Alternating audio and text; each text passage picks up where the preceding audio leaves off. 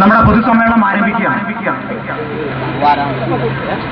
വിളയൂരിന്റെ അനശ്വരനായ രക്തസാക്ഷി സഖാവ് സീതാലിക്കുട്ടിയുടെ 43ാമത് രക്തസാക്ഷി ദിനം ആണ് ഇന്ന്. ഉള്ള മണ്ണിൽ ഉറച്ചു നിൽക്കുക, കൃഷിഭൂമി കൃഷിക്കാരന് എന്ന മുദ്രാവാക്യം, ആ മുദ്രാവാക്യത്തിന്റെ സാക്ഷാത്കാരത്തിന് വേണ്ടിയുള്ള പോരാട്ടത്തിൽ ആണ് അദ്ദേഹം വീരമൃത്യു വരിച്ചത്. വിളയൂർ പഞ്ചായത്തിലെ ഇന്ന് കാണുന്ന ജനങ്ങളുടെ ജീവിത പുരോഗതിയുടെ അടിസ്ഥാന കാരണം ആ കാർഷിക സമരവും ആ രക്തസാക്ഷിത്വവുമായിരുന്നു. അതുകൊണ്ട് തന്നെ ആ ദിനം വളരെ നല്ല രൂപത്തിൽ ഇന്ന് പാർട്ടി ആചരിക്കുകയാണ്. CP മുഹമ്മദ് പറഞ്ഞു 2 ദിവസം മുമ്പേ, പ്രാവശ്യം കരിങ്ങനാട്ട് നേർച്ച പ്രഭാവൃത്താണ്, കൂരാറ്റിപ്പടിയിലാണത് ദിനമാചരണം, പക്ഷെ കുപ്പൂത്തിക്ക് മാറ്റി എന്നാണ് അദ്ദേഹം കളിയാക്കിയത്. അദ്ദേഹം വിളയൂരിന്റെ രക്തസാക്ഷിയാണ്. കൂരാറ്റിപ്പടിയാണ് അദ്ദേഹത്തിന്റെ ജന്മപ്രദേശം. ഇന്ന് കാലത്ത് നല്ല വിപുലമായ പരിപാടി സഖാവ് KK പങ്കെടുത്ത് അനുസ്മരണ പരിപാടിയൊക്കെ അവിടെ നടന്നു. രാവിലെ വിപുലമായ പരിപാടി നടത്തിയിരുന്നു. വൈകുന്നേരത്തെ പൊതുയോഗം കുപ്പൂത്തേക്ക് മാറ്റാൻ ചില കാരണങ്ങളുണ്ട്. ആ കാര്യം ഞങ്ങൾ സൂചിപ്പിക്കും. എന്തായിരുന്നാലും ഇന്ന് അദ്ദേഹത്തിന്റെ ദിനാചരണം വളരെ നല്ല രൂപത്തിൽ വിളയൂരിലെ പാർട്ടി ആചരിച്ചിരിക്കുകയാണ്.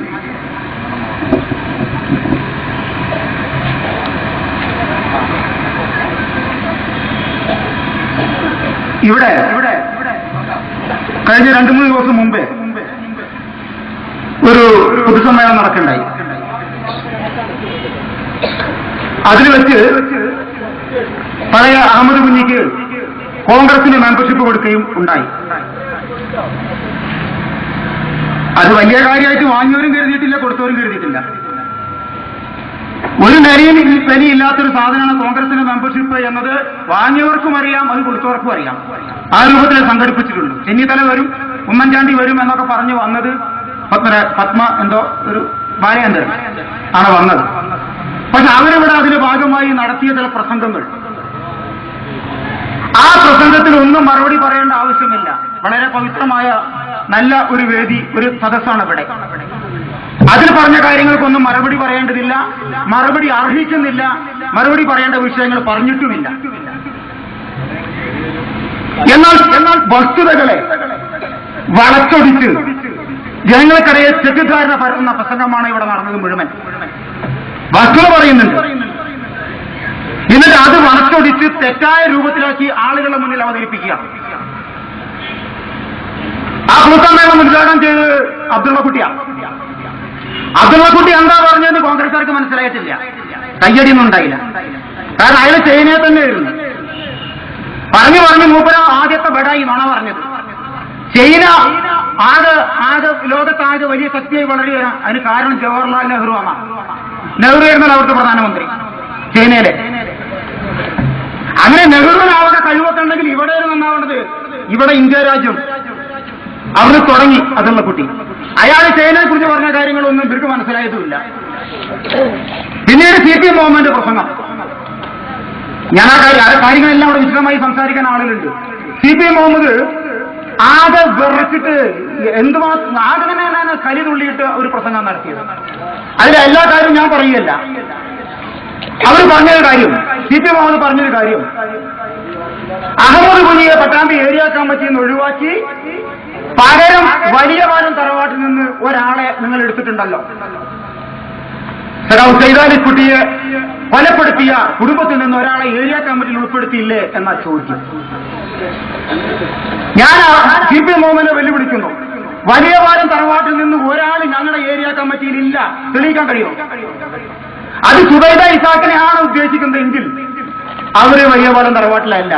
ഇടയ്ക്കിടയ്ക്ക് CP മുഹമ്മദ് ഇങ്ങനെ പറയും, എന്റെ ബന്ധുവായ സുബൈദ ഇസാഖ്, എന്റെ ബന്ധുവായ എന്ത് ബന്ധു എന്ന് പറയുമ്പോ ആ ബന്ധുവിന്റെ കുടുംബം എന്നെങ്കിലും അറിയണ്ടേ? ഒരു വിവരമില്ലാത്ത മനുഷ്യൻ ഏറെ കുടുംബം അറിയണ്ടേ? സുബൈദ ഇസാഖ് അവര് മുൻ MLA ആയ കോയ പെരിന്തൽമണ്ണ പാർട്ടി സഖാവുകളുടെ ജ്യേഷ്ഠന്റെ മകളാ. സുബൈദ ഇസാഖിന്റെ ഭർത്താവ് ഇസാഖ് ആനക്കയത്തേറിനാണ്. അദ്ദേഹത്തിന്റെ പിതാവിന്റെ വീട് ആനക്കയത്താണ്. പൂരിമണ്ണിൽ വലിയ മണ്ണിൽ എന്നാണ് വീട്ടുപേര്, വലിയ പാലം എന്നല്ല. പിന്നെ എങ്ങനെയാണ് ബന്ധുവായത്? വലിയ പാലത്തിൽ നിന്ന് ഒരു ചെറുപ്പക്കാരൻ വളർന്നു വന്നാൽ ഞങ്ങൾക്ക് വിരോധം ഞങ്ങളുടെ പാർട്ടി സ്വീകരിക്കും, വരുന്നുണ്ട്. പക്ഷെ ഇല്ലാത്ത തെറ്റിദ്ധാരണ ഉണ്ടാക്കരുത്. അദ്ദേഹം പറഞ്ഞു പോയിട്ട് പട്ടാമ്പി കോളേജിലെ സഖാവ് സെയ്താനിയെ കൊലപ്പെടുത്തിയത് ബാബു പാലിശ്ശേരി MLA ആണ് എന്നും പറഞ്ഞു. ചില കുട്ടികൾക്ക് തെറ്റിദ്ധാരണ ഉണ്ടായല്ലോ. അക്കാലത്ത് പട്ടാമ്പി കോളേജിലെ KSU പ്രവർത്തകനായിരുന്നു ബാബു പാലിശ്ശേരി, അത്രയേ ഉള്ളൂ. KSUവിനെ ഈ കൊലപാതക രാഷ്ട്രീയം കണ്ട് മനമെടുത്ത് KSUവിനോടും കോൺഗ്രസിനോടും ടാറ്റ പറഞ്ഞു പോയ ആളാണ് ബാബു പാലിശ്ശേരി, അല്ലാതെ സീതയുടെ ഘാതകനല്ല. ഇത്തരത്തിൽ നുണ പ്രസംഗിച്ചുകൊണ്ട് കുറെ ആളുകളുടെ ഇടയിൽ വർത്തമാനം പറയുന്ന പ്രസംഗം ഉണ്ടായത്. പിന്നെ അമ്മൂഞ്ഞിയുടെ ഊഴം, അതേക്കുറിച്ച് ഞാൻ വളരെ കൂടുതൽ സംസാരിക്കുന്നില്ല. ബാക്കി ഇവിടെ കൃഷ്ണൻകുട്ടിയുടെ അധ്യക്ഷ പ്രസംഗം നടത്താനുണ്ട്. ഉണ്ണികൃഷ്ണൻ ഏരിയ കമ്മിറ്റിയുമായി ബന്ധപ്പെട്ട ചില കാര്യങ്ങൾ വിശദീകരിക്കും. ഈ പൊതുയോഗത്തിലെ നേതാക്കൾ DKMC ഉൾപ്പെടെയുള്ള നേതാക്കൾ പ്രസംഗിച്ച ശേഷം അവസാന സഖാവ് K മുരളി സംസാരിക്കാനുണ്ട്. അപ്പൊ അതുകൊണ്ട് ഞാൻ ഏറെ കാര്യങ്ങൾ പറയുന്നില്ല. അഹമ്മദ് കുഞ്ഞി പറഞ്ഞത് 3 കാര്യമാണ് അദ്ദേഹം പാർട്ടി മാറാൻ കാരണം. ഒന്ന്, CPM-ന് വിപ്ലവം പോരാ. ഏതാണ് സോഷ്യലിസം? എന്ത് സോഷ്യലിസം? എവിടെ വിപ്ലവം? അത് ചോദിക്കുക.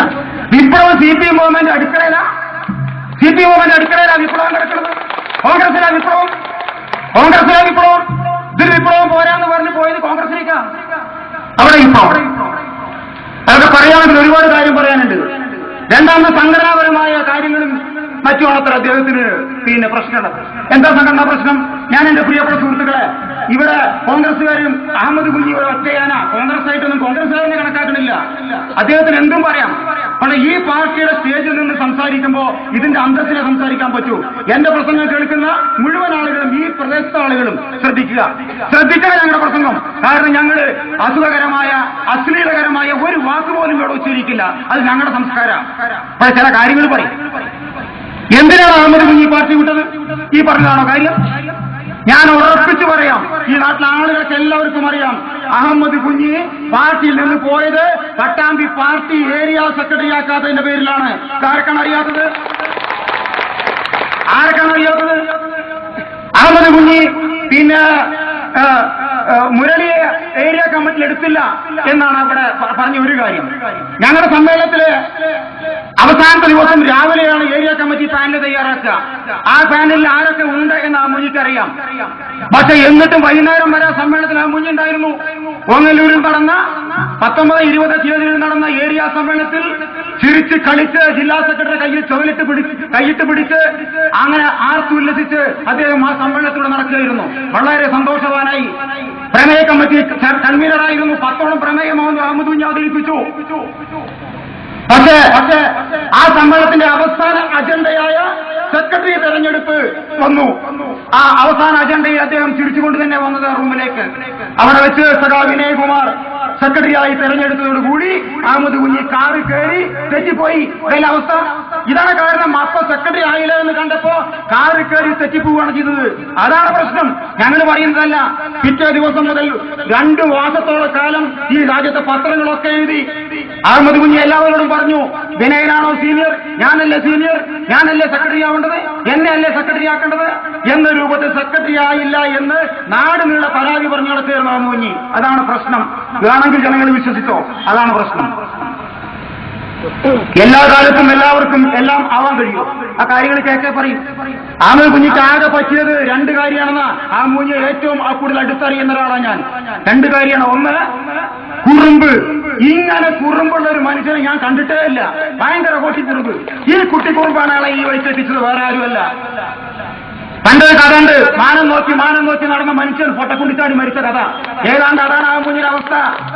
കാലിന്റെ ചോട്ടിലേക്ക് നോക്കാതെ കാര്യം മനസ്സിലാക്കാതെ ഈ കുറുമ്പ് അയാളെ ഇവിടെ എത്തിച്ചു. രണ്ടാമത്തെ കാര്യമോ, ഈ പാർട്ടി ഏത് പാർട്ടി ആവട്ടെ എവിടെ ചാവട്ടെ വ്യക്തിപരമായി എല്ലാ കാര്യങ്ങളെയും കാണുക. അമ്പല കമ്മിറ്റി അഭിപ്രായ വ്യത്യാസം ഉണ്ടാവില്ലേ? പള്ളി കമ്മിറ്റി അഭിപ്രായ വ്യത്യാസം ഉണ്ടാവില്ലേ? ഒരു കുറി കമ്മിറ്റിയാണ് അഭിപ്രായ വ്യത്യാസം ഉണ്ടാവില്ലേ? നമ്മുടെ വീട്ടിലെ അഭിപ്രായ വ്യത്യാസം ഇല്ലേ? നമ്മുടെ 10 ആൾ കൂടുന്നിടത്ത് വ്യത്യസ്ത അഭിപ്രായം ഉണ്ടാവില്ലേ? പക്ഷെ എന്റെ അഭിപ്രായം എന്ന് പറഞ്ഞു നിന്ന് വാശി പിടിച്ച്